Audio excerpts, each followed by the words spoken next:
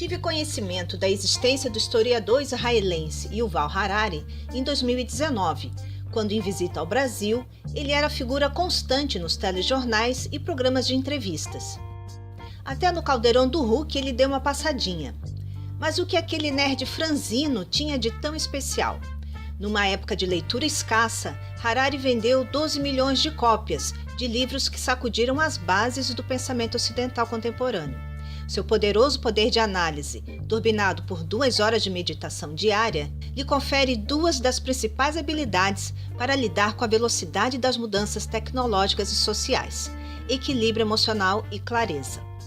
Yuval era apenas um professor universitário em 2011, quando publicou Sapiens, uma breve história da humanidade, traduzido para 60 idiomas.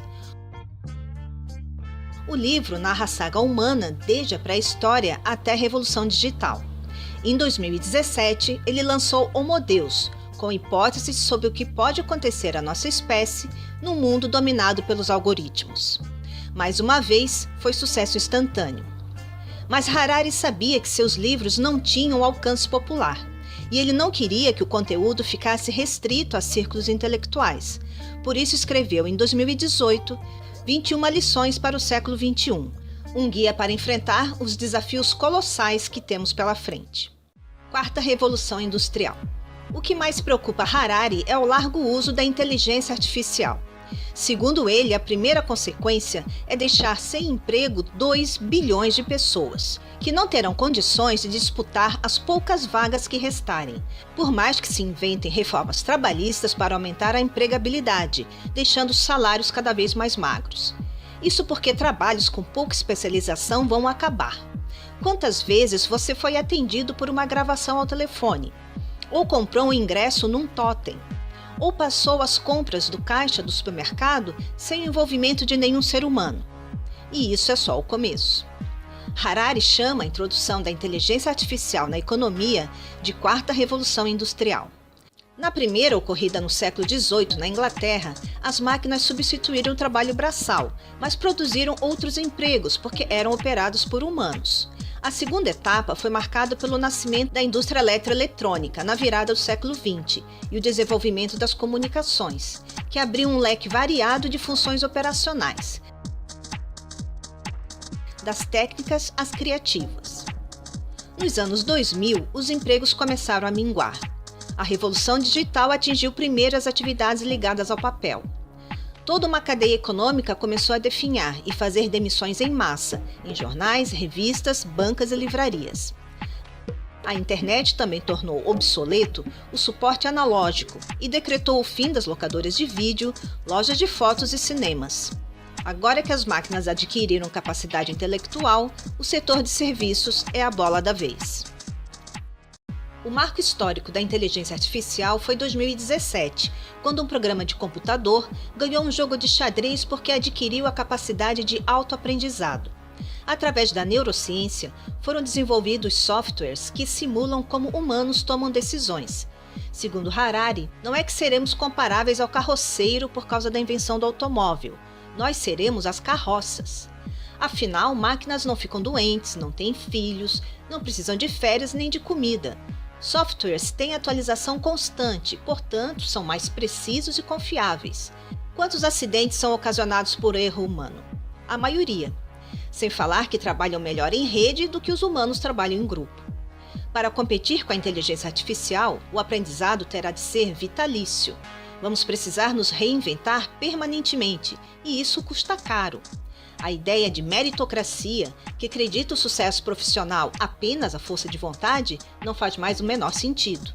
As profissões que estão mais protegidas são as que exigem cuidados, como as da área da saúde, mas até algumas cirurgias já são operadas por robôs. O sucesso de aplicativos como Spotify é elaborar playlists com 5% de canções aleatórias, além de suas escolhas pessoais, para não cair no tédio. Com a inteligência artificial, o Spotify poderá compor músicas personalizadas. O efeito será tão viciante quanto rolar a tela do Instagram.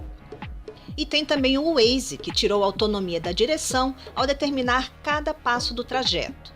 O que parecia uma vantagem acabou se tornando dependência, como um relacionamento abusivo. O próximo passo, que já é realidade na Alemanha, é o carro que dirige sozinho.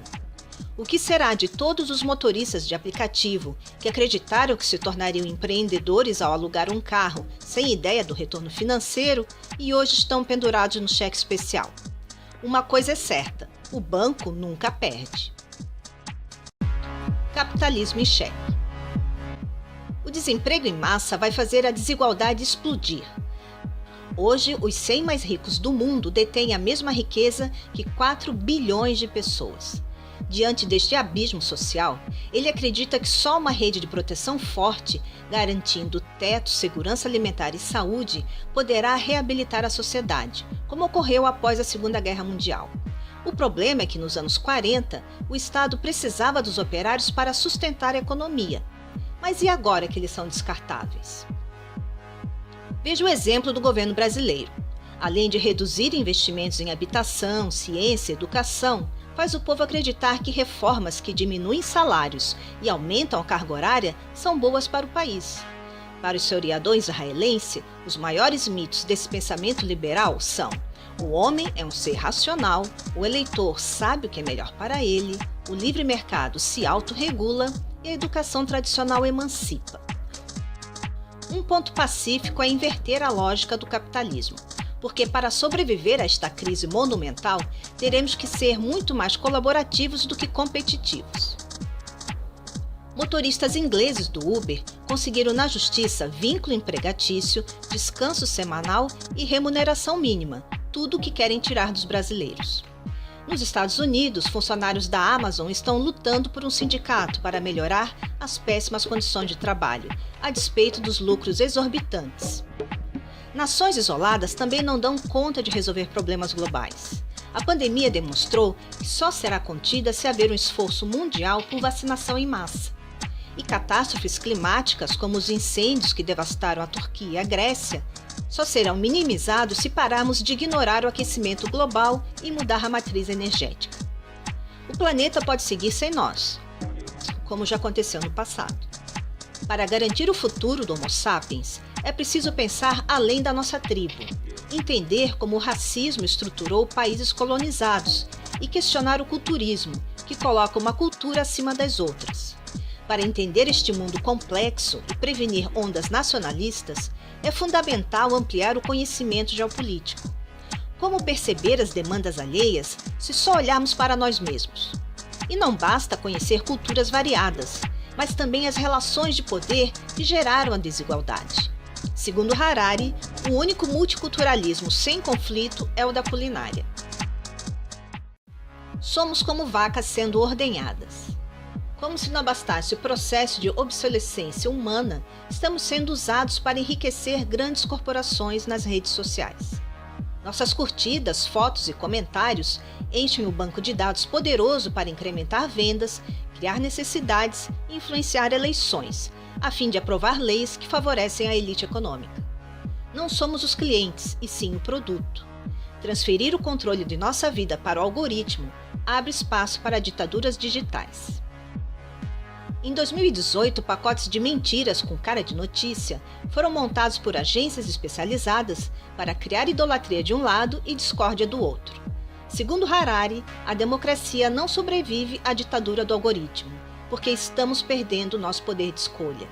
Quem elege quem terá o poder de usar um país inteiro para benefício próprio é quem detém os dados e os usa para manipular nossas emoções. Neste cenário, as eleições se tornaram um show de fantoches. Confiar no algoritmo é um péssimo negócio, porque ele é desprovido de ética. Para a máquina, tanto faz se somos de direita ou de esquerda, conservadores ou progressistas. O que conta é ficar cada vez mais tempo conectados emitindo dados. O algoritmo sabe mais sobre nós do que nós mesmos e nos prendeu a bolhas onde só ouvimos o que queremos, garantindo engajamento. Ao nos alimentarmos sempre das mesmas informações, dá a impressão que estamos no controle. Na verdade, nosso sistema operacional foi hackeado. Não somos muito diferentes de vacas sendo ordenhadas. Parasita já tomou conta do hospedeiro. E por que não nos damos conta disso? Em termos fisiológicos, nosso cérebro não é muito diferente do Homo sapiens das savanas, há 13 mil anos na África, quando éramos caçadores-coletores. Por isso que, muitas vezes, não conseguimos detectar vieses nos discursos e caímos nas armadilhas do ego, no que queremos que seja verdade. O homem médio não consegue entender grandes escalas, como anos-luz. Por isso cai em teorias absurdas como da Terra plana, pois não vê a curvatura do planeta a olho nu. Ainda somos mais parecidos com chimpanzés do que com um ciborgue. Assim ficou fácil para os políticos usarem nossos sentimentos primitivos, como o medo do diferente, para disseminar paranoia. A ditadura digital criou uma subclasse humana, incapaz de raciocinar por conta própria, movida por emoções suscitadas por posts na internet, que provocam desconexão com a realidade e uma polarização artificial, porque não se conhece a pessoa por inteiro. Se nos conhecêssemos de fato, veríamos que temos muito mais em comum. Se aumentarmos a consciência sobre o que nos manipula, poderemos voltar a nos enxergar como somos, sem antagonismos extremos. A era da pós-verdade. Quando nos deparamos com a distorção do passado para criar um mundo paralelo que se encaixe nas aspirações de um grupo político, bate um desespero. Afinal, como desmontar a milionária indústria da mentira profissional se público não falta? A má notícia é que o Homo sapiens só evoluiu graças à capacidade de contar histórias e acreditar nelas. Por isso é ruim em diferenciar a realidade da ficção. Haja visto tantos causos, parábolas e histórias de pescador. Também não se muda a opinião de ninguém com dados, pois ninguém gosta de parecer idiota. Pedir que a pessoa abra mão de suas convicções é muito difícil, pois algumas dessas invenções forjaram a sua identidade. Nacionalistas lembram com nostalgia dos hinos cantados no pátio do colégio, a despeito da tortura que rolava nos porões da ditadura. Apenas apontar contradições tampouco ajuda, porque apela só ao racional, e o sapiens é muito passional. A cooperação humana depende de um delicado equilíbrio entre verdade e ficção e acordos consensuais. Por isso a importância do debate baseado em evidências, mas de forma menos acadêmica. A ciência, que faz do erro uma ferramenta para se aprimorar, precisa se popularizar e investir em ficção para capturar o imaginário coletivo. Ao longo da história, a arte foi fundamental para as pessoas darem sentido ao mundo e será vital para revolucionar uma educação livre de dogmas. A dúvida sempre foi mal vista pelas religiões porque abala a fé. Dogmas são um porto seguro para mentes que não conseguem entender a complexidade do mundo, pois dão respostas prontas. É preciso ter coragem para reconhecer a própria ignorância, como fazia Sócrates nos debates em praça pública. Na modernidade, a dúvida foi restabelecida como pré-condição para o desenvolvimento científico. A verdade não se baseia em fé, mas sim em evidências. Por isso, fortalecer o Estado laico é fundamental, assim como estimular o diálogo entre as religiões. A campanha da fraternidade deste ano foi boicotada por fundamentalistas por promover o ecumenismo, mas não adianta esbravejar, porque o novo sempre vem. Desafios da educação. Por causa das fake news, a última coisa que a professora deveria fazer é dar mais informações aos estudantes. O principal do processo educativo deve ser a capacidade de extrair sentido da informação, saber o que é relevante e combinar os fragmentos num panorama mais amplo. Se os jovens não terem uma visão mais abrangente do cosmos, o futuro será decidido a despeito de suas necessidades. O mais importante será saber lidar com as mudanças e manter o equilíbrio. Para isso, alunos e professores precisam ser flexíveis e desenvolver a autocrítica, pois a estranheza será o novo normal. Também é vital descobrir como as narrativas que nos constituem foram construídas e não sermos tão rígidos quanto a nossa identidade. A contradição faz parte da natureza humana. Para driblar nossa deficiência de caçadores-coletores, é vital desenvolver o pensamento científico. Exercícios de lógica estimulam as sinapses mentais e treinam a concentração. Afinal, como manter jovens sentados por horas se não conseguimos manter o foco por mais de 5 segundos por causa das redes sociais? Não dá para consolidar conhecimento neste nível de dispersão.